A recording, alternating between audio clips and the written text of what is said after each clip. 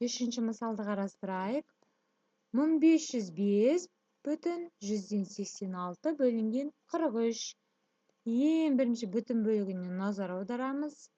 Бүтін бөлігі 1505, оны 43-ке бөлгенде 3-тен береміз.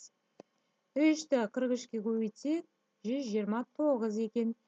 150-ден 129 азайтсақ 215. 215 бізде яғни 5-тен кездеседі. 5-тен берсек 5-ті 43-ке көбейтеміз, 215-ті азайтамыз, 0 шығады.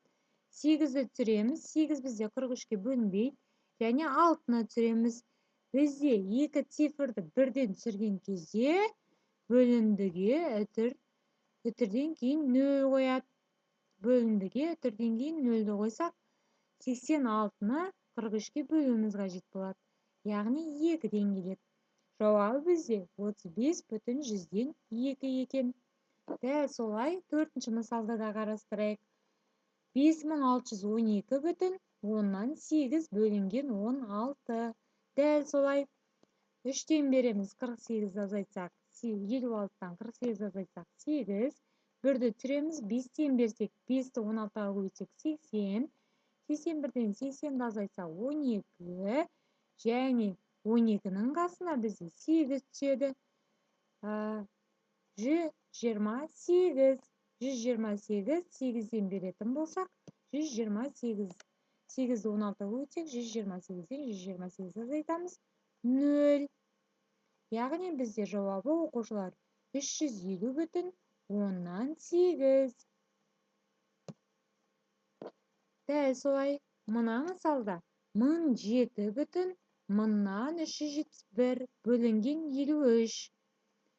Бұл кезеңде бүтін бөлігін тағы да қарастырамыз. 1007-ні 53-ке бөлу керек. Бірінші 1-ден береміз. 1-ді 53-ке көбейтсек 53 шығады. 100-ден 53 азайтсақ 47. 47-нің қасына 7-ні түсіреміз. 477-ні 53-ке бөлеміз. 9-дан келеді. 477 азайтсақ 0 болады. Жоғардан 3-ті түсіреміз. 3 бізде 53-ке бөлінбейді. 7-ні түсіреміз. 37 пайда болды. 37-ні 53-ке тағы да бөлінбейді. Сондықтан бөліндіге 0-ден береміз.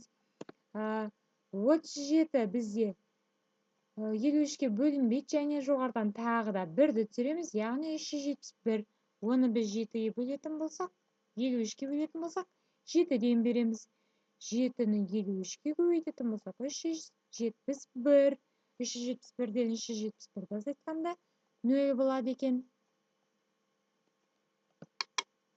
Оқушылар, сіздерге мына есеп өздеріңіз шығарып, мына жауаппен тексеріңіздер. Назарларыңызға рахмет. Сіздермен бірге болған Альфия Ерболатовна.